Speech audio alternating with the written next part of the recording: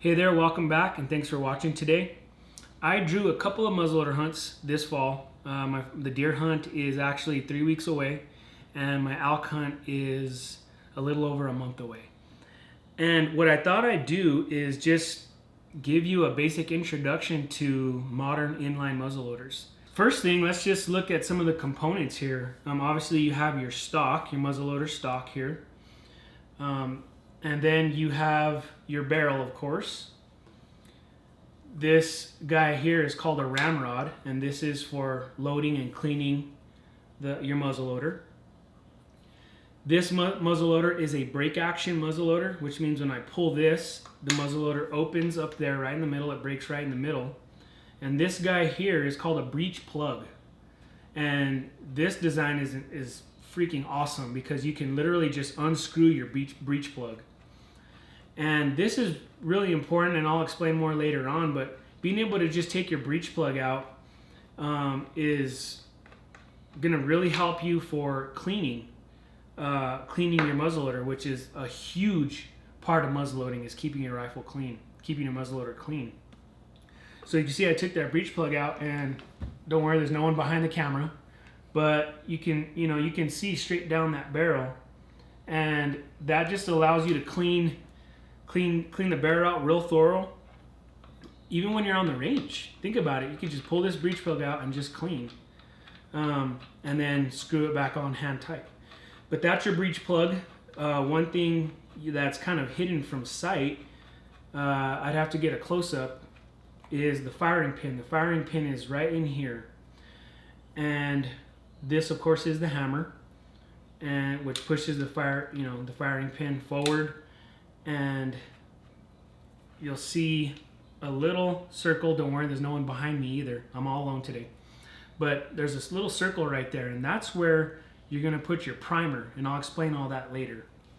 But those are your basic components. Of course, this is my scope, and that's pretty much it. Obviously, this is my sling, so where I carry it, and I got my front sight, which I'll never use because I have a scope on this guy. It's really common to use a 3x9 scope. The reality with the muzzleloader is that it's not going to shoot as flat as a high power rifle. It's just not going to happen. It's a 50 caliber load that goes into this guy, and it's just not going to shoot flat. With this one, if I load 100 grains, my bullet's still dropping from 100 to 200 yards. My bullet's still going to drop 12 or maybe even a little more inches from 100 to 200 yards. So you can definitely reach out that far, and if you know your bullet drop and stuff, you can compensate in the field and you can still shoot a ways, but it's not going to shoot as flat as a rifle is. So a scope, you don't need a 18 power scope. A 3x9 will suit you just right. And wherever you buy a muzzleloader, I'm sure they'll run you through all that stuff, but I found that a 3x9 is great. At magnification of 3, I can get an animal in my crosshairs at 10 yards. More than likely, you're going to be a little further out, even on muzzleloader hunts, probably between 30 and 200 yards or something. Or those are kind of the common shots. Okay, so let's talk about how muzzleloader works and how to load it. So we got an inline muzzleloader, that is. So I got some 777 black powder preformed pellets here. And they are 50 grains a piece. They teach you not to touch or handle the powder as they want you to do that as minimal as possible, because the oils on your hands can somehow mess up the powder. I do touch them at times to get them in, but I try to handle them as minimal as possible.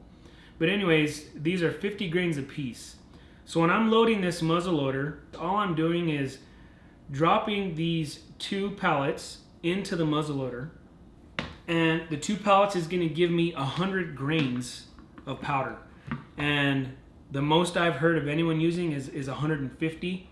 And, depending on the grains you use, that's definitely going to change your shot on the range. It's going to put your shot in a different place between 100 and 200 yards. 50 grains of powder is a lot more. It's 50% more than 100 grains. I have found personally that I like 100 grains of powder. Does me just fine all the way up, like I said, up past 200 yards. After you have your powder in, you're going to want to load a bullet. and there are a ton of different kinds of bullets out on the market. I have preferred power belts, and you'll notice there's this little plastic deal here at the bottom of the bullet, and that's what you call a sabot or a sabot. I've heard it pronounced two different ways.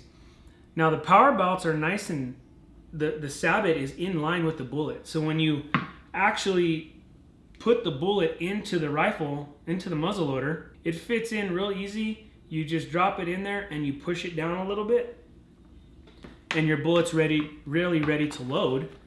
Once that happens, you can take your ramrod, you take this guy out, take your time and don't hurt yourself, but you begin to push down on the bullet. And you want to push down until the bullet seats on top of the pellets, but you do not want to crush the pellets, because crushing the pellets will cause your shot to hit differently than if the pellets have not been crushed. So most people recommend putting a little marking, putting a little marking on your ramrod so that it's consistent. I have two pallets of muzzleloading powder in there. Then I push my bullet down, and once that's in, then a portion of the barrel is going to be taken up by the powder and the bullet. And so your ramrod should go to the same location every single time if you're using the same amount of powder and the same bullet. And it's good to be consistent with that. There's a lot of different tips for sure about muzzleloading, but one is that if you're going to sight in, you want to sight in using the same powder, the same bullets, the same amount of powder as you're going to be hunting with, because you don't want to go and sight in with using 100 grains of powder and a 245 grain bullet and then show up to your hunt using 150 grains of powder and a totally different bullet. Your shot's going to be way different than it was at the range. So for me personally, what I have found is that I will actually use the same powder, same bullet that I'm going to be hunting with. Once you're done with your ramrod, you can put it back into its position here, and it can stay there while you shoot. And then what you're going to do is you're going to open up, you're going to break open the break action of your muzzleloader, and you'll see a little hole in there. And what that's for is for a primer, and these are just basically shotgun primers, but they're made for muzzleloaders. And my muzzleloader takes a 209 primer. And so what I do is I get my primer, and it inserts right in to the breech plug there.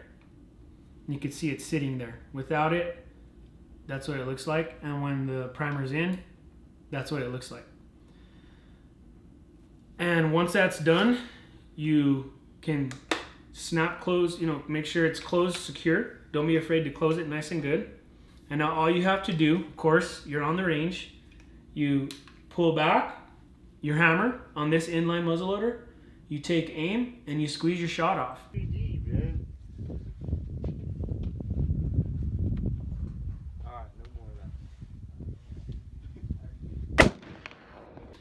And with most of these modern inline muzzleloaders, it's going to be a fairly quick reaction, but it may not be as well. There have been instances where you may notice like it takes a little bit longer for your shot to fire. Let's say you pull the trigger and your primer goes off. The bang doesn't happen, but you saw your primer go off. If you have a round in there, if you have powder in there, if you have a bullet in there, do not open the breech. First of all, do not break open your action, because if it does fire, you have a primer still in there. The primer's been blown up, but if the bullet flies out, that primer will shoot right back into your eye, and you don't want that. So leave it closed and just keep it downrange for a while. Just kind of keep it down there if your bullet didn't fire. And many times what happens is either the muzzleloader is just extremely dirty inside, or it's wet, the powder got wet, or you didn't seat your bullet all the way down to the powder. And so the ignition wasn't successful. But give it about a minute. Keep it downrange if you get a misfire. And that leads me perfectly right into some of the most important tips that I could give you, what I found in the last couple of years for muzzleloaders. The very first thing I'm going to tell you, keep that sucker clean. If you go shoot, one session, come home, break that sucker apart, clean everything. Clean the barrel, clean the breech plug, clean your firing pin, all the, up in here, you open it up, clean out that action in there, clean out everything you can. And I can post a video of how to clean your muzzleloader if that'll be helpful to you. But these are the things that I use. Barrel blaster. It's a nice good solvent to break up all the fouling in your barrel. The fouling is just the powder basically that's left behind after. I use breech plug cleaner, and this stuff just opens up. I take my breech plug out, I drop it in there, and you just kind of shake it up for 30 seconds or so, and it'll clean your breech plug real nice. You dry it off, make sure there's nothing on it. It's real clean. You're good to go. Of course, you want some cleaning patches to run through your muzzleloader, and you can use the solvent too on the firing pin. On this particular model, you're not going to be able to see it. Maybe I'll cut to another video of it, but the firing pin is right in here. And what I do to clean it is, you see this screw here? I'll take that screw out. The entire action of this rifle comes off, so this part and this part come off of the scope and the barrel. That's what I love about this muzzleloader, is it's so freaking easy to clean. And so I'll break that off, and then once the barrel's off, this action inside here, it's pretty reasonable to get to. The firing pin, you take a screwdriver and just unscrew the firing pin. It comes out. Take my solvent and just spray those down, dry them off so that they're clean and ready to go. The second tip, keep your muzzleloader clean. Seriously. Here's another little deal I like to use for my barrel. After I put a brush through my barrel and the solvent, I'll put this barrel blaster, and you just shoot it into your barrel, and you just let it sit for a couple minutes, and it just kind of breaks up all the fouling and cleans it up. And once that's done, basically you can run a couple more cleaning patches through, but you want to dry it out and make sure that your cloths coming out cleaner and cleaner until basically there's no dirt on them at all. There's no fouling, there's no nothing. And then once that's done, you can take some boar butter and just very lightly line the inside of your barrel, and it'll keep your barrel from rusting inside. Third tip, moisture. Let's say you're at the range and you have a misfire.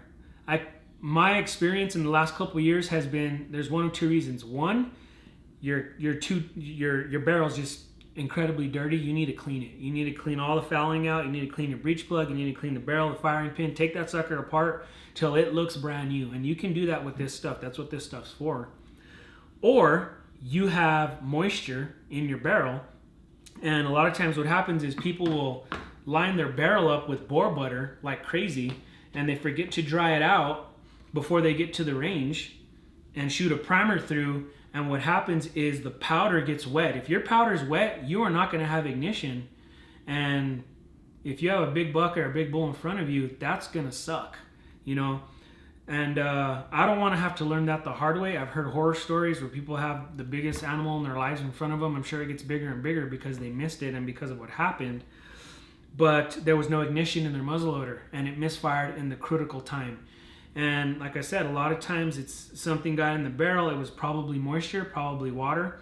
And so you need to be extremely careful with that. So what I recommend is, let's say you came home, you cleaned your muzzleloader out, and you go to the range.